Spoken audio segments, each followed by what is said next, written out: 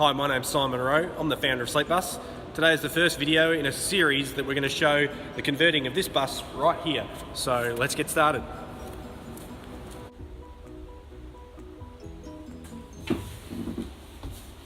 So this bus, is a little bit different than the last one in terms of what we're going to do to it. So this bus doesn't have an engine and it doesn't have a gearbox, and so it's just a shell. So the idea of this one was to have a mobile or a site office on site at our factory so that we've got somewhere to store things, but we can also move it if we ever have to move factories quite easily. So this can be towed or put on a tow truck and that sort of thing. So this bus will be a place for volunteers to hang out. It'll also be a place where we can store tools and materials for servicing our traditional sleep bus, and also it'll be our home to our laundry. I'll show you how it's going to work. So here we have a pretty traditional bus. This used to be a school bus, so on a school run out in country Victoria. It's got a lot of seats in it, which all have to come out, which is not a fun task. Doesn't have a driver's seat though, but I guess when you don't have an engine or a gearbox or even brakes at this stage, driver's seat is probably not needed. So this is the front section here, and then all the way up the back is going to need some serious modifications. And why is it going to need some serious modifications? I guess I better show you. So the reason this bus needs a lot of modification is because the engine was in the back of the bus. I'll get my trusty tape measure here. It has a big step up at the back, which you might have remembered from your school days if you ever caught a bus. So we have 164 centimetres of space from the back step of the bus where the seats sit. So 164, remember that. Well, we also have to remember another height. So below that step on the traditional bus floor, it does ramp up a little bit, but not too much. So headroom wise, we have, not in the exit hatch to the roof, 185, let's say 184. So 164 at the back, 184 here at the front. And those measurements are important. And just before we head to the other warehouse, which is amazing, thank you to Charlie who's donated this warehouse for us to use free of charge. We have another one through there that I'll take you through, and which we've got our laundry equipment in, which was also donated, so we'll talk about that when we get over there. Another cool thing is, have a look over here.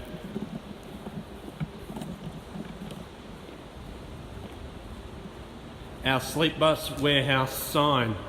How cool is that? So that's carved into the plyboard, and that was done by a company here in Melbourne, by a gentleman by the name of Jem, and he owns a company called Like Butter, and they do some amazing things. He's also helping me out with some other stuff which we'll show in the future. So that's pretty cool. Anyway, let's head to the other warehouse.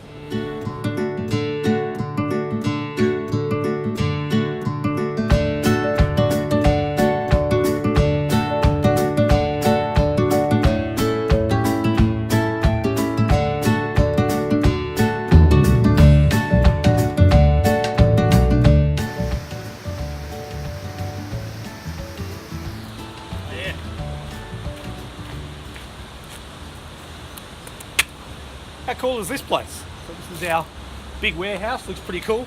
Also behind the camera here, this is what we were originally donated, but unfortunately, as you'll see in a moment, so you can drive the bus in up that ramp, down this little bit here, and then here, and these doors, they're big enough. There's one little issue. Let me show you.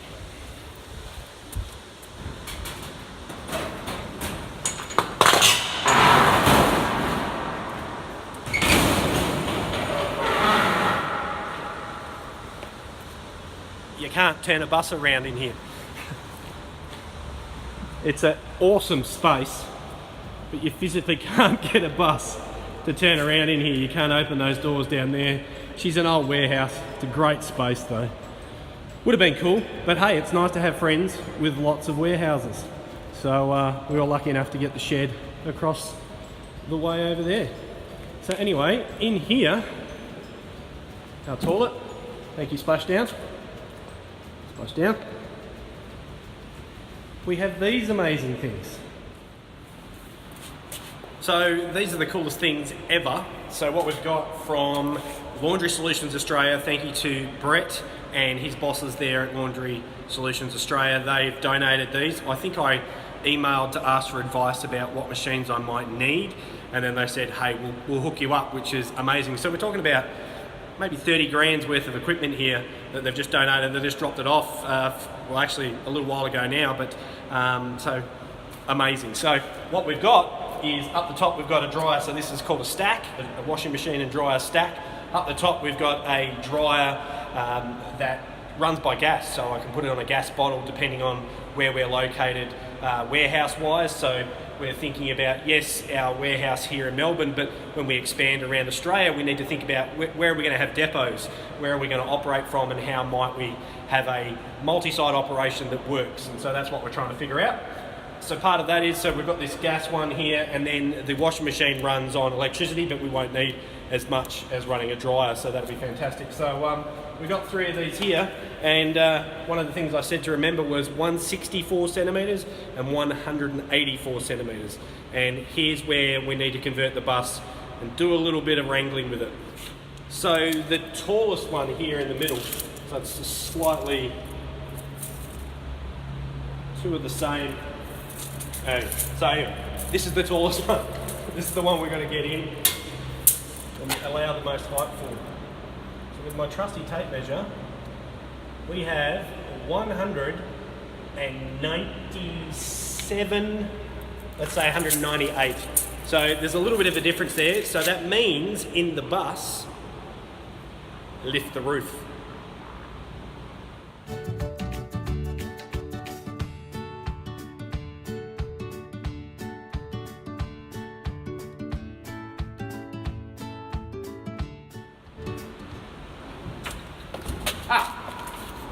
So Splashdown, although I'm giving them a plug, they don't donate this.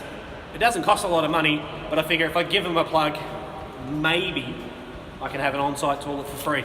It's only a few dollars a month, so anyway, there's your plug, Splashdown. So one of the main reasons why the washing machines and dryers will be in the back of the bus, even though there's some height restrictions there and we're going to have to mess around with the roof, there's a very good reason. And here's what it is. Remember when I said, oh, it's quite heavy. There's no engine. So that means if I can put the wash machines and the dryer up the back of the bus, I can have all my plumbing enclosed in here, and it's all safe and secure, and it's all in the one spot, and it just makes plumbing so much easier. Because unlike Sleep Bus, we don't have a lot of storage underneath this bus. So the fact that it doesn't have an engine actually is really good. So that's why we're doing it in the back of the bus. Need to get some stuff on that though, it's too heavy. Okay, so I'll run you through some of the plans. So the idea is if we've got our bus like so, our steering wheel with no seat, our steps coming into the bus here. So then we've got this section here, this section here, and then this section at the back where we have no engine, and so that's where we'll put our laundry because of the, I guess, the space we have to be able to do some plumbing. We'll put them up here. So we'll have 1, 2, 3 dryers. As we know, there's a height issue, so that's something that I'll need to fix. In the middle here, we'll have some shelves, and those shelves will be for storing our bedding. So sheets, quilts, doona covers, pillowcases, all that sort of stuff. Tool storage as well for the time being until we can find another bus.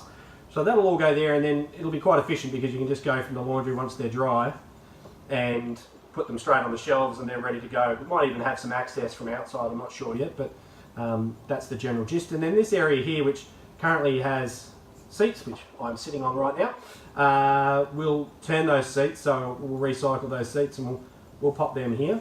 And so the idea will be is that that's a space then for, if volunteers to hang out. It's a place that we can have some chats and meetings and things like that. It's just a good space just to be. And we might as well utilise and recycle those seats while we can. So that's the general gist. If we look at the outside, so if we have our bus currently like so, with our driverless, seatless steering area. We have our volunteer area here. We have our storage area here, and then we have our laundry area here, and then obviously we need to take this up. So the idea is going to be, we're going to cut, it sounds scary I know, but it can be done, it's not too difficult, maybe. So we're going to cut the bus here and here through this section, and then we're going to lift this, and then we can fit our dryers in, and then we'll just fill in the gaps. So it might not look overly pretty, but it'll do the job. It also still means that the bus will be movable, and we only need to, I mean, I've probably over dramatised how high that needs to go. We only need, 10 or 20 centimetres, so it's not too high. Probably won't notice it that much, but for illustration purposes, that's kind of what we're going to do. So cut the bus at the back, lift it up, and fill in the gaps. So during this process, I'll be looking for some tradies to give me a hand. I'll definitely need a welder. I've got a plumber on board as well from Ad Plumbing, and so who's been giving me some advice already. So I think we'll be okay. I think we're in good hands, and we'll get started. And I'll do some videos of pulling out the seats, which is not a fun job. Of all the jobs, lifting the roof and everything, of all the jobs, it's the seats. Getting the seat bolts out, cutting them out, they're rusted in. It's horrible, but we'll get it done, and it'll be awesome, and you'll get to be along for the journey. So that's it. You've seen the plans. I've run you through everything that needs to be done, and so now we need to do a fundraiser. I need help to get this over the line. Obviously, I've already gone a long way so far with the laundry equipment being donated. We've got some plumbing equipment, I think, that'll be donated. Got a line on some more, so I think we might be able to wrangle that, which is great. But I still need to do a fundraiser and raise some money. We'll probably need still maybe $25,000 because there's wiring to do.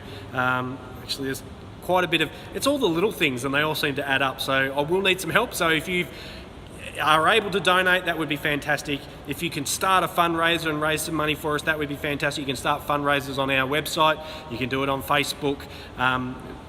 You can just donate directly on the website. So anything you can do would be fantastic. If you work for a company that wants to get involved, I'm happy to plug wherever I can and do some reciprocal sort of stuff. So I would love your support. I hope you can help me. So go to sleepbus.org and donate away and follow the progress of Depot Bus 1. Thanks so much. Cheers.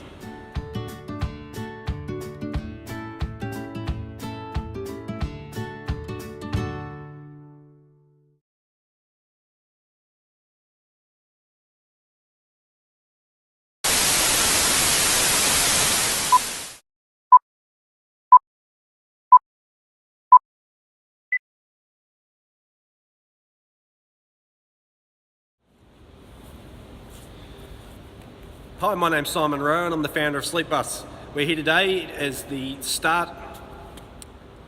Hi, my name's Simon Rowe. I'm the founder of Sleepbus, and today is the first video in a series. We're going to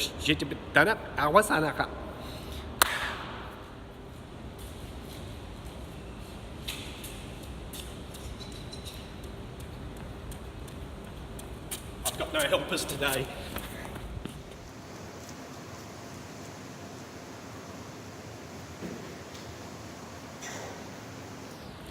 Getting my 10,000 steps in today.